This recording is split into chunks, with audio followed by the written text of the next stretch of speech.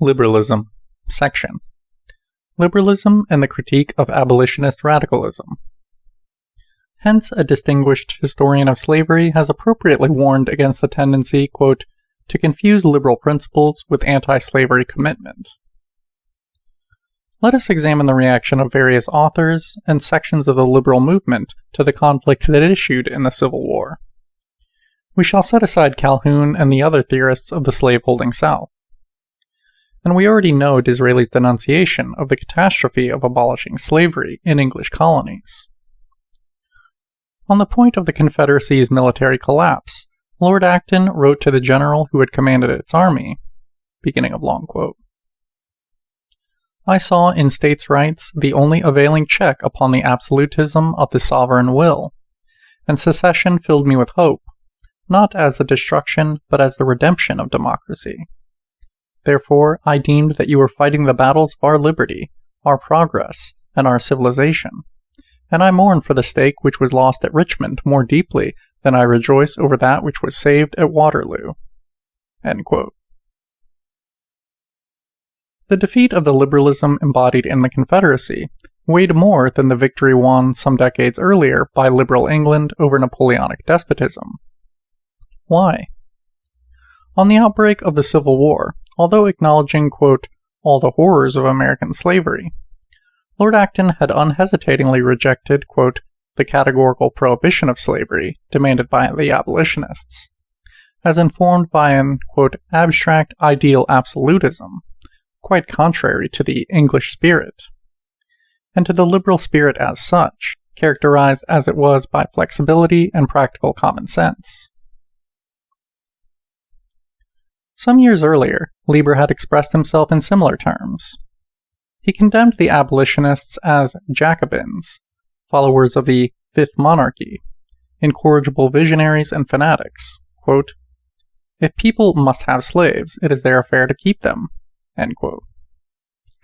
Were such a declaration to be interpreted literally, not only would the right of states to self-government be inviolable, but also the right of each individual citizen to choose the type of property he preferred. Let us not forget that at the time Lieber was himself a slave owner. And hence, while Disraeli ironized about the naive, misinformed philanthropy of the, quote, pure abolitionists, the American liberal took his distance from such circles even more clearly. Quote, I am not an abolitionist. Lieber was on excellent terms with de Tocqueville, who in his turn declared, quote, I have never been an abolitionist in the ordinary sense of the term. I have always been strongly opposed to the abolitionist party. End quote. What was meant by these declarations contained in two letters from 1857? Quote, I have never believed it possible to destroy slavery in old states.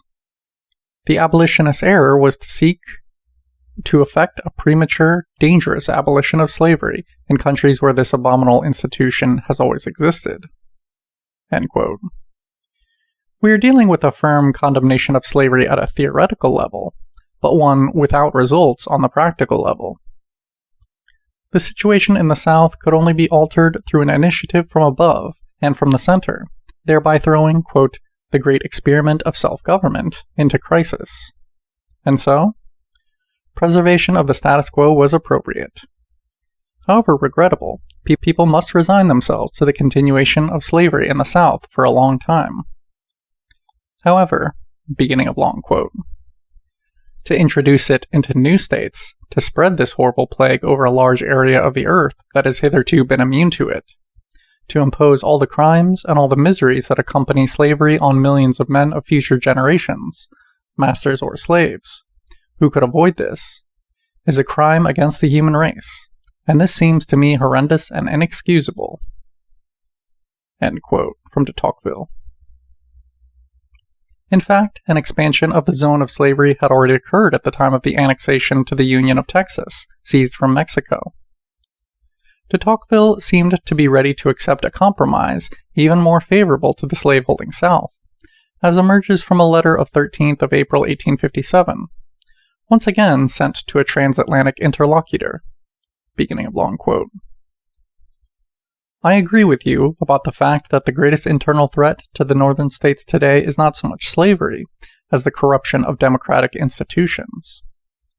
As for the policy permitting slavery to develop in a whole portion of the territory where it was hitherto unknown, I will concede, as you argue, that one can do nothing but tolerate this extension in the special current interests of the Union." End quote. Yet this could not go on indefinitely. It was inadmissible that there, quote, "can be contained in the clauses of any contract the destruction of the right and duty of the present generation to prevent the spread of the most horrible of all social evils to millions and millions of men of future generations." End quote. The condemnation of slavery was passionate, but it was possibly necessary to tolerate the preservation and even the extension of the institution for some time. The reason emerges from a letter sent to the English economist Senior. Dismemberment of the country, which, more than any other, embodied the cause of liberty, quote, "would inflict a serious wound on the whole human race, stoking up war in the heart of a great continent from which it has been banished for more than a century." End quote. De Tocqueville was ready to sacrifice the cause of abolishing slavery to the objective of preserving the unity and stability of the United States. Although powerfully encouraged first by French defeat in the 7 Years' War and the loss of many of its colonies, and then by the revolution in San Domingo, radical abolitionism was a short-lived affair in France itself. Immediately after Thermidor, and in fact even at the moment of its preparation, the colonists' agitation in defense of the liberal principle of self-government and white supremacy resumed. It must be local assemblies that determined people's status, and hence the condition of the blacks in the colonies. As we know, this was the position of the liberal Massiac Club.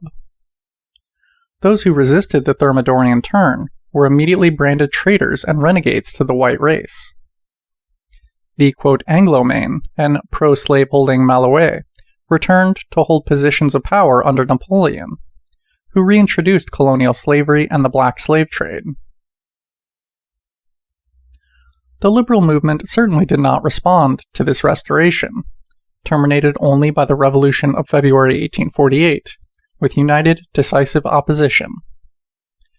There were some, including Granier de Consignac, who defended the institution of slavery in the name of liberalism, who in fact, polemically observed an ardent abolitionist, even claimed a, quote, monopoly on liberalism.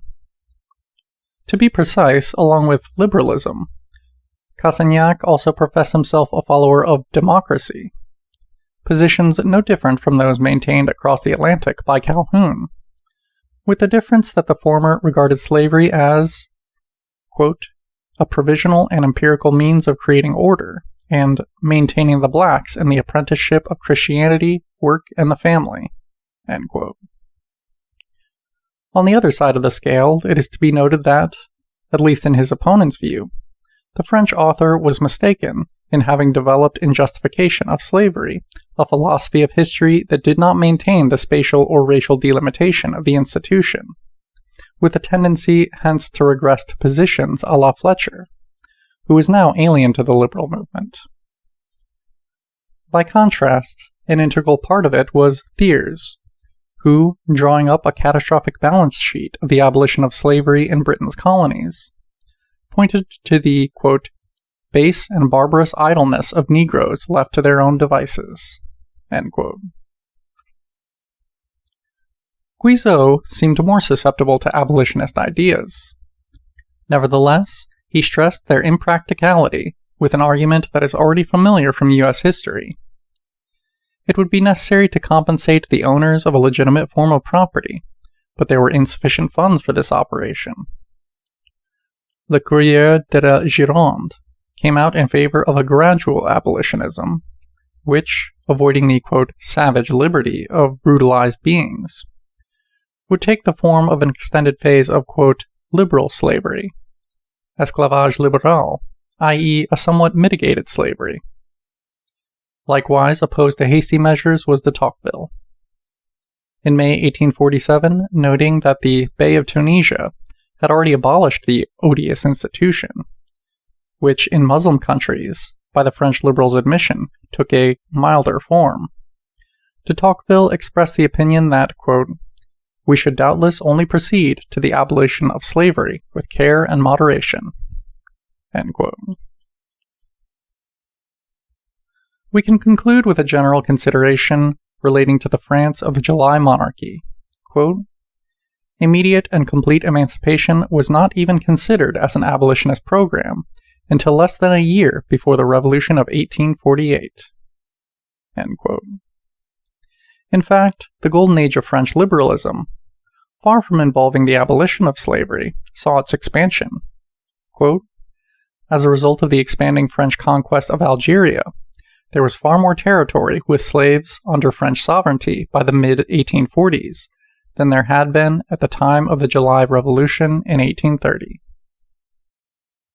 End quote, and end of section.